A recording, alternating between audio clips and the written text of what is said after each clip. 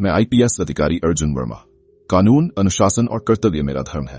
अपराधियों के खिलाफ सख्ती से पेश आना मेरी पहचान है। लेकिन उस दिन जो हुआ उसने मेरे जीवन के सारे नियम तोड़ दिए। मैं शाम की गश्त पर था। गाड़ी धीमी रफ्तार से सड़क पर चल रही थी।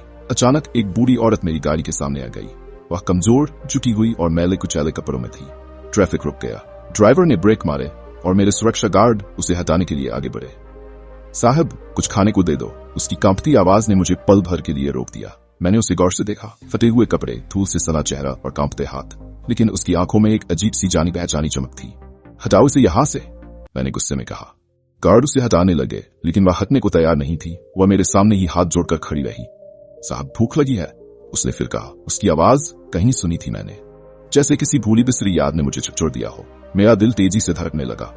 मैं गाड़ी से उतरा और उसके करीब गया। तुम कौन हो, मैंने सख्ती से पूछा। उसने धीरे धीरे सिर उठाया। उसकी आंखें मेरी आंखों से मिली और अगले ही पल मेरी दुनिया हिल गई। बेटा अर्जुन, ये कैसे हो सकता है? मेरी माँ, जिसे मैंने बचपन में खो दिया था, वो यहाँ इस हाल में? बेटा अर्जुन, उस कांपती आवाज ने मेरे अंदर तूफान खड़ा कर दिया।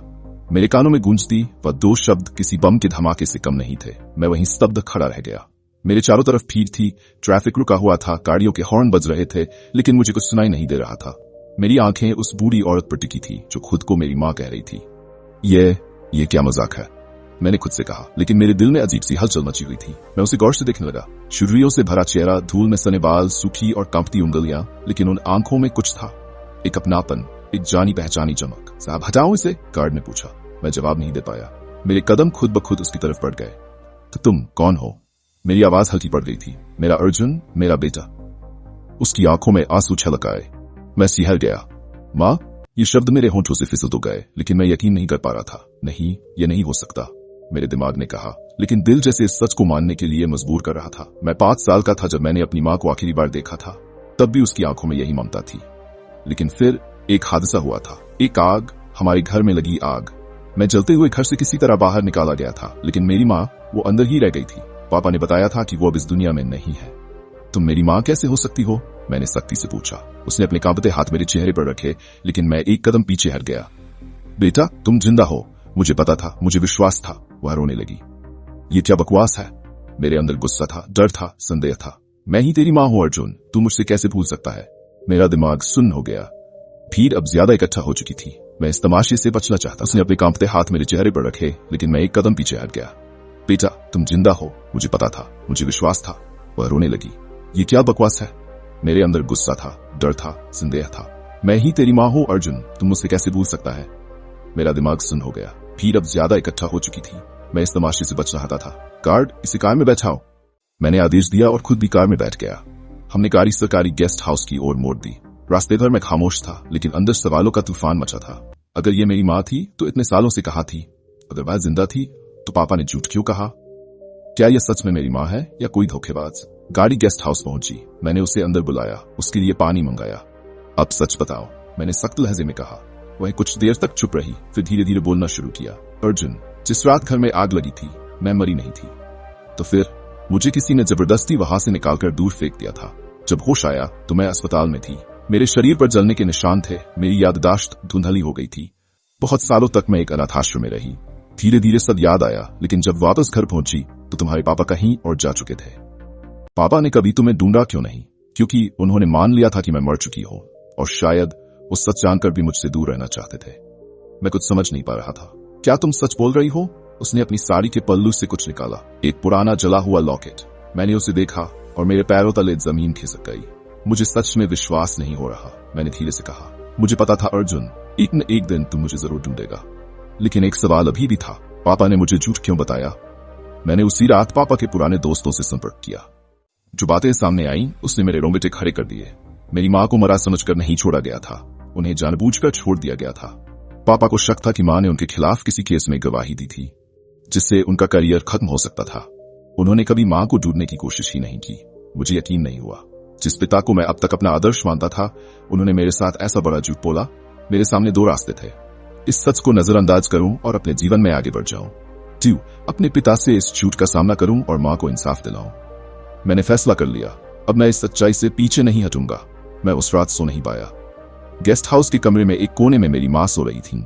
या शायद सोने की कोशिश कर रही थीं और मैं खिड़की के पास खड़ा अतीत के गहरे अंधकार में खोया हुआ था। बचपन की वो अधूरी तस्वीरें, धुंधली यादें और अब यह अप्रत्याशित सच सब मिलकर मेरी नींद, मेरा चैन सब छीन चुके थे। मैंने न जाने कितनी बार खुद से पूछा, क्या यह सच में मेरी माँ है? लेकिन उस जले हुए लॉकेट ने मेरे हर शक को कमजोर कर दिया था।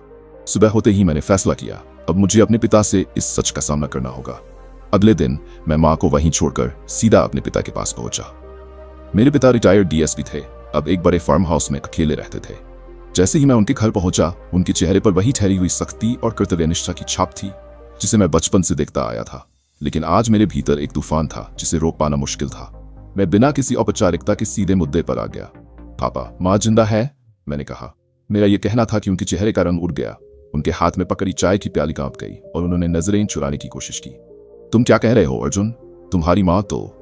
नहीं पापा, मैं लगभग चिल्लाया। माँ मरी नहीं थी, वो जिंदा थी और पिछले 20 सालों से दर दर भटक रही थी, भीख मांग रही थी। और आप कहते हैं कि उन्होंने हमें छोड़ दिया था?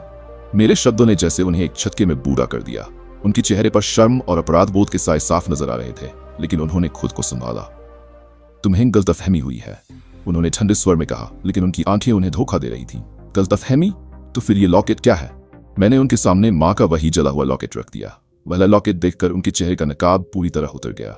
उन्होंने गहरी सांस ली, जैसे अब झूठ से बचना मुश्किल हो गया हो।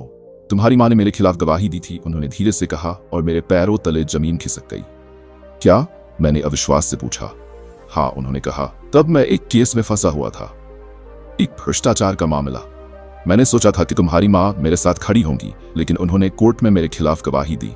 मुझे लगा था कि मेरा करियर खत्म हो जाएगा। मैंने मान लिया था कि वो अब मेरे लिए मर चुकी है। उनकी आवाज में कोई पछतावा नहीं था, सिर्फ ठंडा आत्मरक्षात्मक लहजा। मैं सन्न रह गया। तो आपने जानबूझकर उन्हें छोड़ दिया? मेरी आवाज कांप रही थी। मैंने सोचा था यह हमारे लिए बेहतर होगा, उन्होंने कहा, जैसे ये कोई तर्कसंगत फैसला था। बेहतर? आपके लिए बेहतर? मेरे लिए बेहतर? माँ के लिए बेहतर?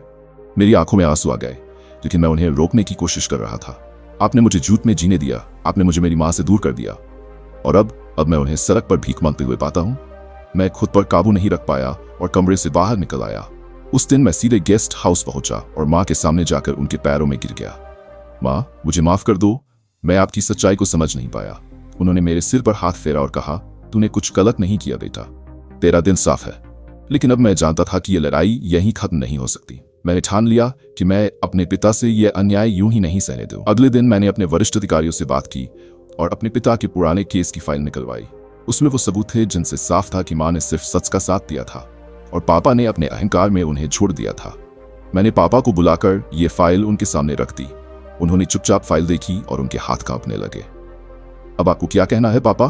मैंने पूछा। वह कुछ नहीं बोले, सिर्फ सिर झुकाकर रो पड़े। मैंने पहली बार अपने पिता को इस तरह टूटते हुए देखा। मैंने गलती की अर्जुन, उन्होंने धीरे से कहा। मुझे लगा था कि मैं सही कर रहा हूं, लेकिन मैं अंधा हो गया था। लेकिन अब पछताने का वक्त निकल चुका था। मैंने माँ को अपने साथ घर लाने का फैसला किया। जब माँ पहली बार मेरे घर में आई तो उनकी आंखों में विश्वास और अपनापन था। वो घर जो कभी उनका था आज फिर से उनका बन गया। लेकिन मेरे दिल में अभी भी एक कसक थी। इतने सालों का दर्द, इतनी दूरियां, क्या कभी मिट पाएंगी? धीरे धीरे समय ने घावों पर मरहम लगाया। पापा ने माँ से माफी मांगी और माँ ने उन्हें माफ कर दिया, लेकिन मैं अभी भी उन्हें पूरी तरह माफ नहीं कर पाया था। शायद कुछ जख्म इतने गहरे होते हैं कि वक्त भी उन्हें पूरी तरह भर नहीं सकता। लेकिन अब मैं एक चीज जानता था, परिवार का सच कभी छिपाना नहीं चाहिए। सच कड़वा हो सकता है, लेकिन झूठ हमेशा उससे ज्यादा तकलीफ देता है। और मेरी कहानी इस बात का सबसे बड़ा सबूत थी। मैं पापा के झुके हुए सिर और कांपते हाथों को देख रहा था, लेकिन मेरे भीतर का गुस्सा, पीड़ा और बेचैनी अभी खत्म नहीं हुई थी। माँ ने अपनी पूरी जिंदगी दर दर की ठोकरें खाकर बिता दी, सिर्फ इसलिए कि उन्होंने सच का साथ दिया था। और पापा ने अपने अहम और पद की लालसा में उन्हें छोड़ दिया था, हमें एक झूठ में जीने के लिए मजबूर कर दिया था। मैं सोच भी नहीं सकता था कि अगर उस दिन मेरी गाड़ी के सामने माँ नहीं आती तो शायद मैं आज भी उस झूठ को सच मानकर जीता रहता। माँ मुझे बचपन में ही खो चुकी थी, लेकिन असल मायनों में मैंने भी अपनी माँ को खो दिया था। इतने साल उनके बिना जीकर, यह मानकर कि वो इस दुनिया में नहीं है। अब जबकि सच सामने था, मैं पापा को इतनी आसानी से माफ नहीं कर सकता था। मैंने उनके सामने बैठकर कहा, पापा, आप जानते थे कि माँ जिंदा हो सकती है, आपने कभी उन्हें ढूंढने की कोशिश क्यों नहीं की? उनकी आंखों में ग्लानि थी, लेकिन उनके पास इस सवाल का कोई जवाब नहीं था। उन्होंने धीरे से कहा, मुझे लगा था कि अगर वो जिंदा भी हैं तो वो वापस नहीं आएंगी। मैंने मान लिया था कि उनका और हमारा रिश्ता खत्म हो चुका है। मैं हंस पड़ा, लेकिन उस हंसी में दर्द था। रिश्ता खत्म? पापा, रिश्ते खत्म नहीं होते, उन्हें खत्म किया जाता है, जैसे आपने किया। माँ ने सच कहा था और आपको ये इतना नागवार गुजरा कि आपने उन्हें अपनी जिंदगी से निकाल फेंका। आपने उनके होने का सबूत तक मिटा दिया, मुझे भी अंधेरे में रखा, सिर्फ इसलिए कि आपको अपनी सच्चाई से भागना था। पापा ने मेरी तरफ देखा, लेकिन इस बार उनकी आंखों में वही कठोरता नहीं थी जो मैं हमेशा देखता आया था। उनकी आंखों में कुछ टूटा हुआ था, शायद अपराधबोध, शायद पछतावा, या शायद ये एहसास कि अब वो इस झूठ को और आगे नहीं खींच सकते। माँ इस पूरी बातचीत के दौरान शांत बैठी थी। जब मैंने उनकी तरफ देखा तो उनके चेहरे पर वही धीरज था जो शायद सालों की तकलीफों ने उन्हें सिखा दिया था।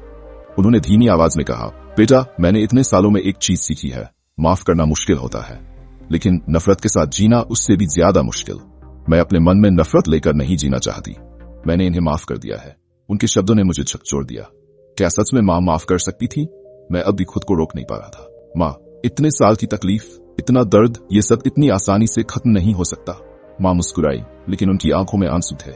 बेटा, माफ करना किसी और के लिए नहीं, अपने लिए करते हैं। अगर मैं इन्हें माफ नहीं करूंगी तो मेरा अपना मन कभी शांति नहीं पाएगा। मैंने गहरी सांस ली। क्या मैं भी माफ कर सकता हूँ? क्या मैं भी इस सच के साथ जी सकता हूँ? शायद माँ की तरह नहीं, लेकिन मैंने फैसला किया कि मैं इस घाव को और गहरा नहीं होने दूंगा। मैंने पापा की तरफ देखा। उनकी आंखों में सच्चा पछतावा था, लेकिन उन्होंने अपनी गलती मानी थी। शायद यही पहली सीढ़ी थी। माँ को मैं अपने घर ले आया।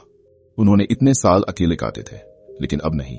मैंने उनके इलाज और उनकी जिंदगी को फिर से संवारने की जिम्मेदारी अपने कंधों पर ले ली। पापा अपने अपराध बोध के साथ जी रहे थे, लेकिन धीरे धीरे उन्होंने माँ के करीब आने की कोशिश की। माँ ने कभी उनके पास जाने से मना नहीं किया, लेकिन वो वही औरत नहीं थी जिन्हें पापा ने बरसों पहले छोड़ा था। वो अब और भी मजबूत थी और अब उनके पास वापस खोने के लिए कुछ नहीं था। समय बीतता गया, लेकिन घाव पूरी तरह कभी नहीं भरते। फिर भी मैंने सीखा कि कुछ चीजों को पूरी तरह माफ नहीं किया जा सकता, लेकिन उनके साथ जीना सीखा जा सकता है। माँ अब मेरे साथ थी और यही मेरी सबसे बड़ी जीत थी। मैंने अपनी जिंदगी में पहली बार महसूस किया कि सच्चाई से भागने से कुछ हासिल नहीं होता, और माँ इसका सबसे बड़ा उदाहरण थी। शायद मैं अपने पिता को पूरी तरह माफ नहीं कर पाया, लेकिन मैंने नफरत करना भी छोड़ दिया, क्योंकि माँ सही कहती थी, माफ करना किसी और के लिए नहीं, अपने लिए करते हैं। अगर आपको ये कहानी पसंद आई हो तो याद रखें, सच से भागने वाले अक्सर अपनों को खो देते हैं, लेकिन उसे अपनाने वाले ही असली जीत हासिल करते हैं।